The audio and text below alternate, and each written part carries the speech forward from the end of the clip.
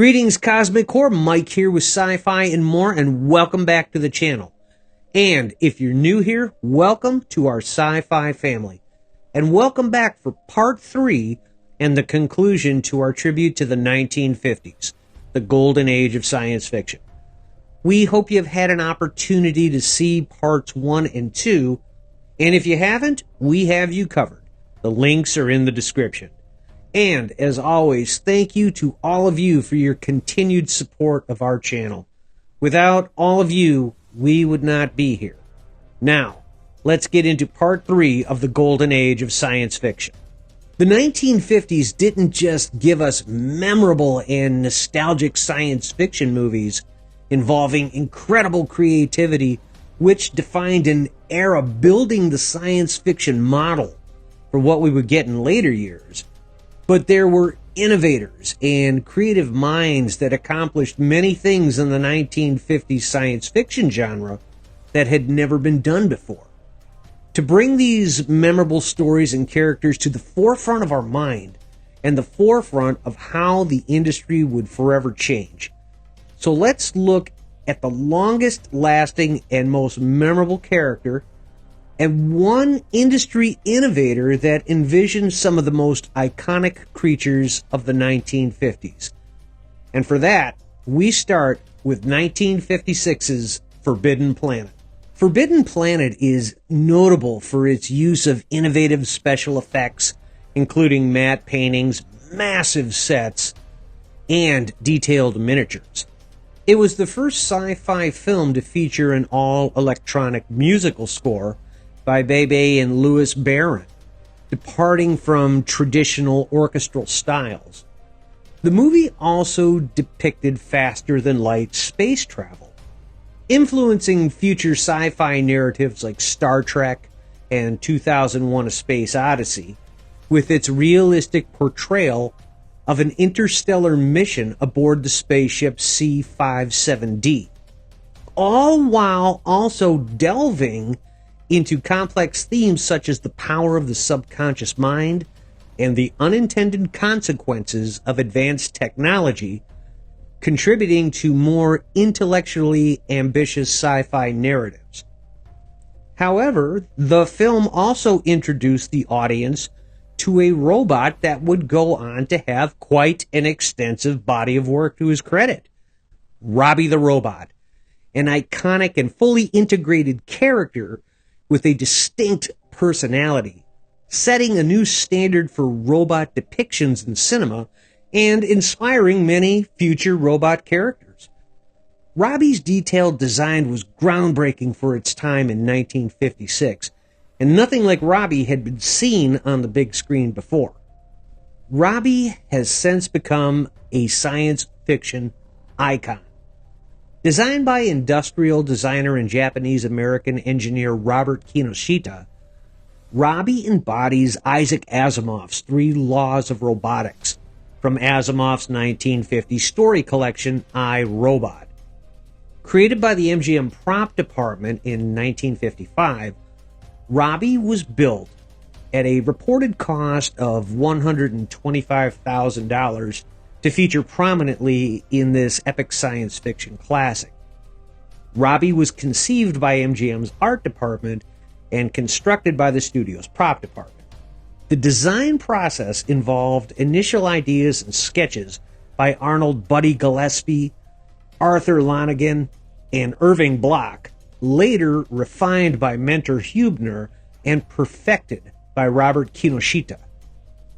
Robbie's design marked a significant departure from the traditional walking oil can robot seen in earlier films, with only Fritz Lang's Metropolis in 1927 offering a comparable level of quality. However, creating Robbie involved substantial expense. As with every aspect of the production of Forbidden Planet, MGM spared no expense on Robbie's design and construction. As previously mentioned, with reported costs ranging from $100,000 to $125,000, Robbie was one of the most expensive single-film props ever created up to that time, which represented nearly 7% of the film's total budget of $1.9 million, which brought in $3 million at the domestic box office during its release. Robbie the Robot was constructed from a variety of materials, including metal, plastic, rubber, glass, and plexiglass. The plastic parts showcased early vacuum forming technology using ABS plastic with their brand name Royalite, which was typically used in making suitcases of all things. Robbie himself stands just over 7 feet tall and was built in 3 detachable sections: the legs and lower torso, the barrel-like chest with arms, and the detailed headpiece.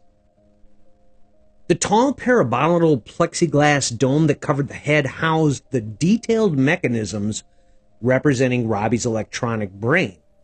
These included a pilot light at the very top, an intricate apparatus terminating in 3 white wire frame spheres that rotate in planetary fashion, representing his gyroscopic stabilizers, a pair of reciprocating arms in the shape of an inverted V, multiple flashing lights, and an elaborate horizontal array of moving levers resembling saxophone keys.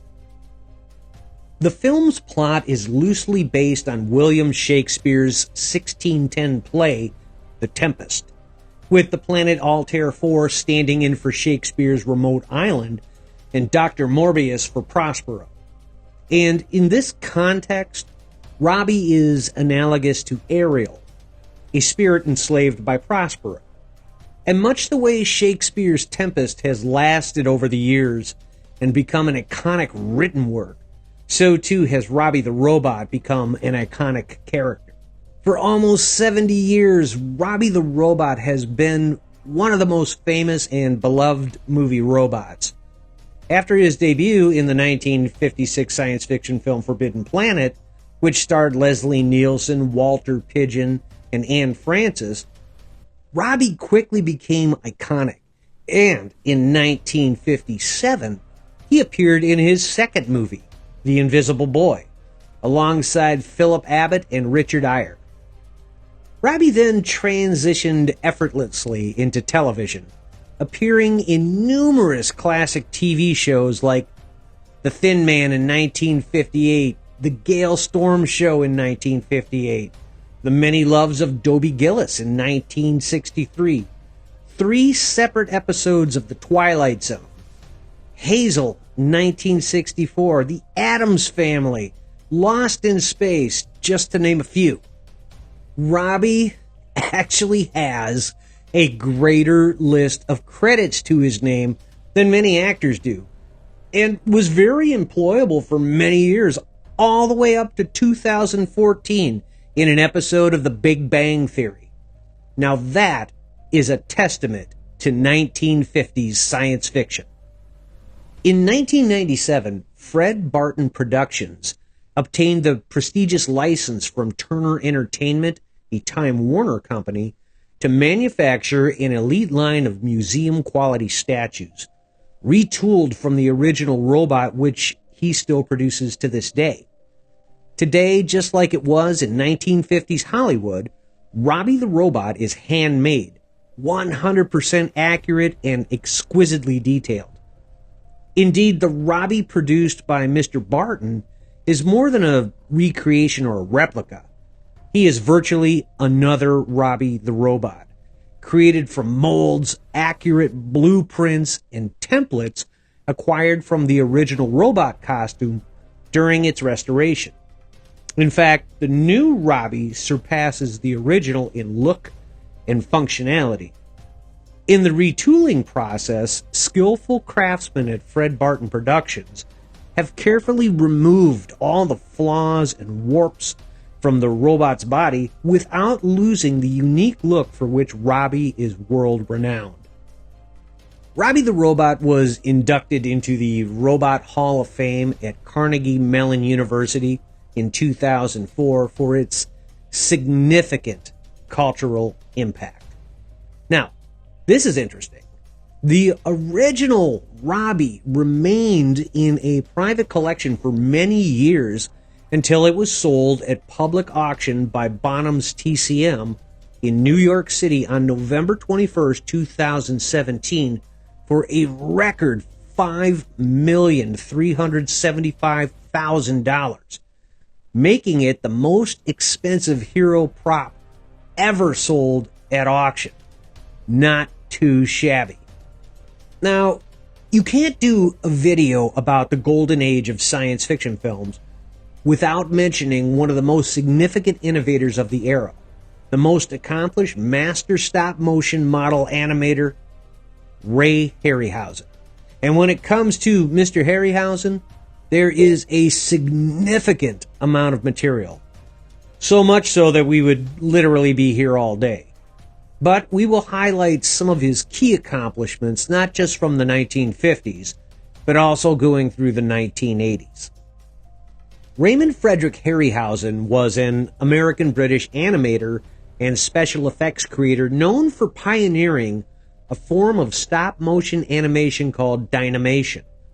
His notable works include Mighty Joe Young in 1949 with his mentor, Willis H. O'Brien, The Seventh Voyage of Sinbad in 1958, and Jason and the Argonauts in 1963, which features a sword fight with 7 skeleton warriors, all the way up to his final film, Clash of the Titans in 1981, after which he retired. Harryhausen moved to the UK in 1960, becoming a dual citizen and living in London until his death in 2013. His innovative work inspired many filmmakers. After seeing and becoming inspired by the 1933 film King Kong and its stop-motion animation by Willis O'Brien, Ray Harryhausen began experimenting with animated shorts during his early years. A meeting with O'Brien, arranged by a friend, led to crucial advice for Harryhausen to improve his skills by taking formal classes in graphic arts and sculpture. Following this guidance from O'Brien, Harryhausen attended evening classes in art direction, photography, and editing at the University of Southern California's School of Cinematic Arts while still in high school, eventually becoming a lecturer there. Ray Harryhausen became friends with aspiring writer Ray Bradbury as they shared similar interests. They both joined the Los Angeles chapter of the Science Fiction League, where they met Forrest J. Ackerman, forming lifelong friendships. After studying art and anatomy at Los Angeles City College, Harryhausen secured his first commercial model animation job on George Pal's Puppetoons shorts. This opportunity arose after Pal viewed Harryhausen's demo reel of fighting dinosaurs from an unfinished project called Evolution, which was inspired by the Rite of Spring sequence in Disney's Fantasia. During World War II, Ray Harryhausen served in the U.S. Army's Special Services Division, working in a variety of roles, including loader, clapper boy, gopher, and camera assistant, while also animating short films about military equipment. He collaborated with composer Dmitry Tiomkin and Ted Giesel, better known by most as Dr. Seuss, during this time. After the war, he created a series of fairy tale-based shorts using salvaged 16mm surplus film, which he called his teething rings. In 1947, Harryhausen got his first major film job as an assistant animator on the film Mighty Joe Young, where he was credited as first technician special effects. But in 1953, Ray Harryhausen made his mark with the film The Beast from 20,000 Fathoms, where he was in full charge of the technical effects. The film, initially titled Monster from the Sea, featured a scene similar to the one in Ray Bradbury's short story The Beast from 20,000 Fathoms, which was later retitled to The Foghorn, which Bradbury had sold to the Saturday Evening Post about a dinosaur drawn to a lone lighthouse by its foghorn. To avoid legal issues, the filmmakers bought the rights to Bradbury's story and adopted its title. The film became Harryhausen's first solo feature film effort and a major international box office hit for Warner Brothers. In The Beast from 20,000 Fathoms, Ray Harryhausen introduced a technique called dynamation. This method involved splitting pre-shot live-action footage into background and foreground images, then animating a model to integrate with live-action elements. By rephotographing with an animation-capable camera and using specific matting techniques, Harryhausen created the effect of models seamlessly interacting with live-action scenes, making it appear that the animated model was part of the original live-action footage. In most Ray Harryhausen films, model animated characters seamlessly interact with live-action elements, minimizing their distinction as mere animation. Harryhausen achieved this through meticulous frame-by-frame lighting control of both the set and the projector. This method reduced common degradation issues associated with back projection and optical printers. By using diffused glass to soften light on animated elements, Harryhausen successfully matched the soft background plates, surpassing the work of earlier animators like his own mentor, Willis O'Brien. Handling most of the miniature work himself, Harryhausen maintained full technical control and managed to save money. The Cyclops and Dragon battle sequence from the Seventh Voyage of Sinbad in 1958 came about when Harryhausen began working with color film to make the Seventh Voyage of Sinbad. He experimented extensively with color film stocks to overcome the color balance shift problems. Ray's partner, Charles H. Chenier, coined the word dynamation as a merchandising term, modifying it to super dynamation and then Dynarama for the subsequent films. Ray Harryhausen was deeply involved in the pre-production aspects of his films, including story, script development, art direction, designs, storyboards, and setting the general tone, similar to an auteur director. However, due to the Directors Guild of America's rules, he could not be credited as the director, leading to more modest credits in his films. Any director working on Harryhausen's projects had to understand and agree with his extensive involvement. Throughout most of his career, though, Ray Harryhausen's work was a family affair. His father machined the metal armatures for his models based on Harryhausen's design, and his mother helped with miniature costumes. After his father's passing in 1973, Harryhausen outsourced the armature work to another machinist. Additionally, taxidermist George Lofgren occasionally assisted him with creating furred creatures, and Willis Cook built some of Harryhausen's miniature sets. I'll never forget that my parents encouraged me very considerably, which I think is very important. They didn't insist that I become a doctor or a lawyer or one of the more sound professions. And they encouraged me, not knowing that there was an end in sight. And I think that's something that's most valuable to one growing up. They took part in everything I did. I know my mother used to model the heads for me before I learned how to do my own sculpture. And my father would help build props and take part in building the armatures. So it became sort of a family hobby. Despite generally working alone on his animation for his films, Ray Harryhausen formed important industry connections. In 1953, the same year The Beast was released, Harryhausen's path crossed with producer Irwin Allen for The Animal World, Allen's sequel to his Oscar-winning documentary about life in the oceans titled The Sea Around Us. Soon after, Harryhausen began a productive partnership with producer Charles H. Chenier.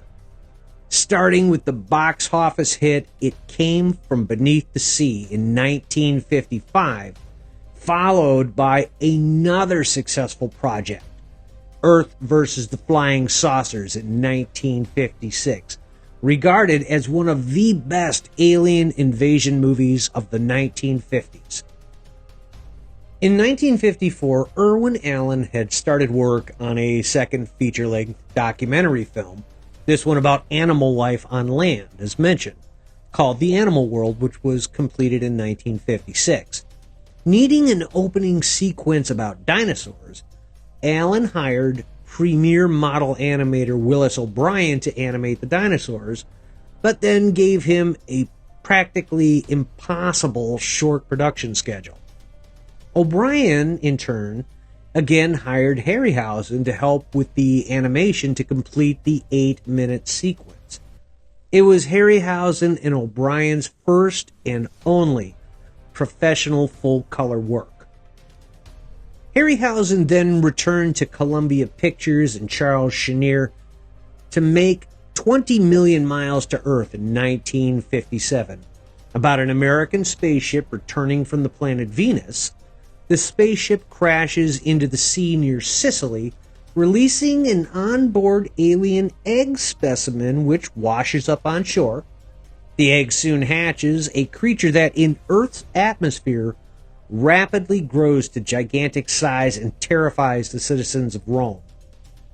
Harryhausen refined and improved his already considerable ability at establishing emotional characterizations in the face of the Venusian Ymir model, creating yet another international box office hit.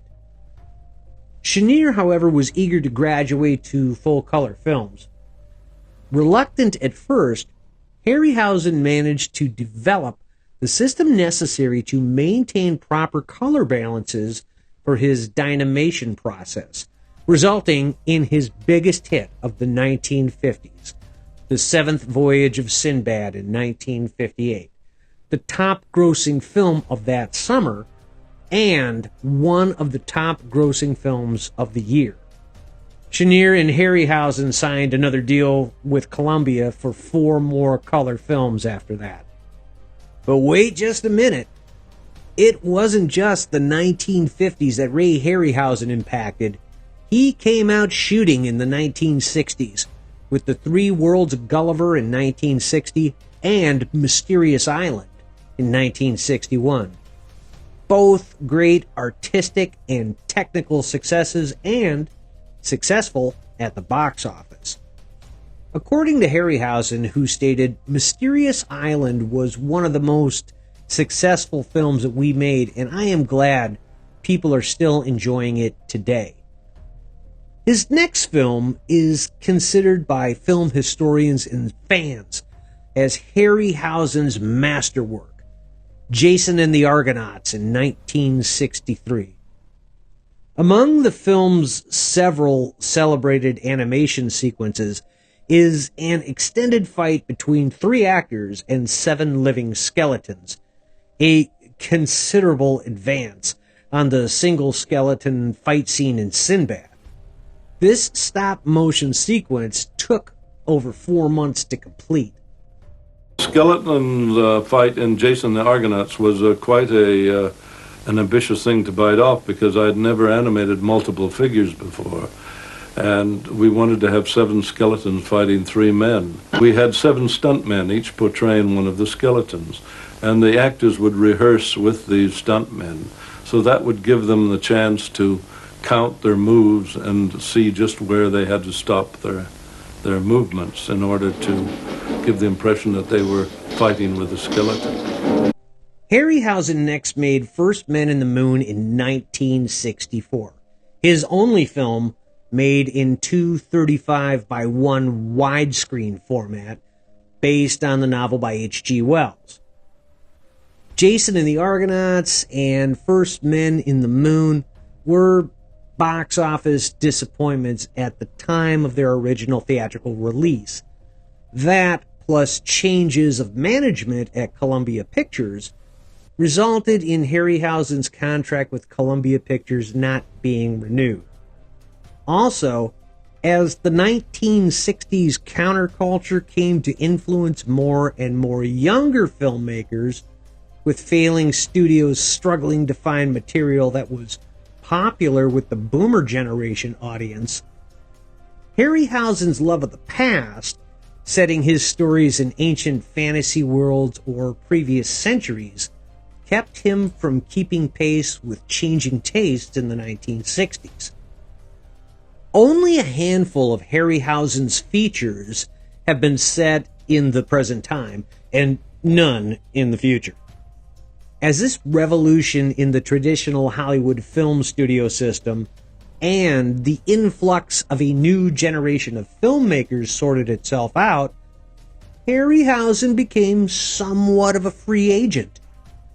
And as a free agent, Ray Harryhausen was hired by Hammer Films to animate dinosaurs for the successful 1 Million Years BC in 1966, featuring Raquel Welch in her second only film. He then created another dinosaur film, The Valley of Gwangi, with Chenier. Despite Columbia Pictures declining the project, Chenier secured a deal with Warner Brothers. The Valley of Gwangi was particularly meaningful to Harryhausen, as it was based on a 1939 project titled Gwangi, storyboarded by his mentor Willis O'Brien, but never completed. Set in Mexico, the Valley of Gwangi is kind of like a parallel King Kong story. Cowboys capture a living Allosaurus and bring him to the nearest Mexican town for exhibition. Sabotage releases the creature and it wreaks havoc on the town. The film features a roping scene reminiscent of 1949's Mighty Joe Young, which itself was recycled from old Gwangi storyboards, and a spectacular fire and animation sequence inside a cathedral towards the end of the film, combining multiple special effects. Now, on the topic of the Valley of Gwangi, I had actually forgotten about this movie. However, a good friend of the channel, Dan Monroe, and his YouTube channel, Movies, Music, and Monsters, did a wonderful video on the Valley of Gwangi, specifically talking about the roping scene and all the work that had gone into making it work. If you are interested in checking out Dan's video on the Valley of Gwangi, I have posted the link in the description below. After a few challenging years, Ray Harryhausen and Charles Chenier convinced Columbia Pictures to revive the Sinbad character, leading to The Golden Voyage of Sinbad. This film, noted for its memorable sword fight with a 6-armed statue of the Hindu goddess Kali, was released in Los Angeles in late 1973 and found its main audience in the spring and summer of 1974. It was followed by Sinbad and the Eye of the Tiger in 1977, which, despite some fans' disappointment with its lighthearted approach, was still a box office success. And in 1981, Chenier and Harryhausen, with the support of MGM, were allowed to produce the big-budget film Clash of the Titans, featuring well-known actors like Laurence Olivier and expanded special effects.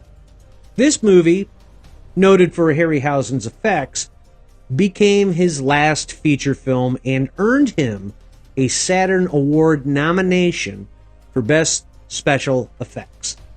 For the project, he brought in model animators Steve Archer and Jim Danforth to help with key animation sequences. Notably, the Kraken in Clash of the Titans shares similarities with the Ymir from 20 Million Miles to Earth, a creature Harryhausen designed 25 years earlier. If you are a Ray Harryhausen fan, I know you can see it. Despite his significant contributions to special effects and box office successes, none of Ray Harryhausen's films were nominated for an Oscar due to his unique production style and partial relocation to Europe. Even when he lived in Los Angeles during the 1950s, the Academy of Motion Picture Arts and Sciences Visual Effects Committee overlooked his work. Additionally, the advent of more advanced computer-assisted technology by companies like Lucasfilm's Industrial Light and Magic began to overshadow Harryhausen's techniques. This shift led MGM and other studios declining to fund his planned sequel to Clash of the Titans, Force of the Trojans, prompting Ray Harryhausen and his producer Charles Chenier to retire from filmmaking. In the late 1980s and the early 1990s, fans of Ray Harryhausen who had entered the professional film industry began lobbying for his recognition by the Academy of Motion Picture Arts and Sciences. This effort led to Harryhausen being awarded the Gordon E. Sawyer Award in 1992 for his technological contributions to the film industry. The award was presented by actor and master of ceremonies Tom Hanks and author Ray Bradbury, Harryhausen's longtime friend. During the presentations, Hanks praised Harryhausen's work, notably declaring Jason and the Argonauts as the greatest film ever made. Sadly, Ray Harryhausen's family announced his passing on Twitter and Facebook on May 7, 2013. His wife Diana survived her husband, only to pass herself 5 months later. The BBC highlighted tributes to Ray Harryhausen from film industry professionals. Peter Lord from Aardman Animations described Harryhausen as a one-man industry and a one-man genre. Director Edgar Wright expressed his admiration, crediting Harryhausen for making him believe in monsters. George Lucas stated that without Ray Harryhausen, there would have likely been no Star Wars. Terry Gilliam commented on Harryhausen's pioneering work, suggesting he achieved digitally with his hands what is now done with computers. And James Cameron acknowledged that current science fiction and fantasy filmmakers owe their success to Harryhausen's groundbreaking contributions. Ray Harryhausen left his extensive film-related collection to the Ray and Diana Harryhausen Foundation, which he established in 1986. The foundation aims to preserve his collection, protect his name, and advance the art of model stop-motion animation. The foundation's website provides updates on the restoration of the collection and plans for the Harryhausen legacy. If you'd like to see more about the Ray Harryhausen collected works or want additional information on the Ray and Diana Harryhausen Foundation, I've included the official foundation link in the description below. An absolutely true innovator. As I said, you simply can't do a 1950s golden age of science fiction video without including Ray Harryhausen. And there you have it, Cosmic Core. We hope you have enjoyed the conclusion to our 3-part Golden Age of Science Fiction series. And, like I mentioned, if you have not seen Part 1 or Part 2, fear not, the links are in the description. And if you enjoyed our video, please be sure to like, share, and if you feel we earned it, please feel free to subscribe. It's one click for you, but it means the world to us.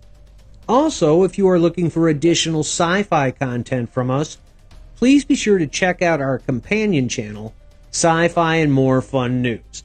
Until next time, Cosmic Core, have a great galactic day.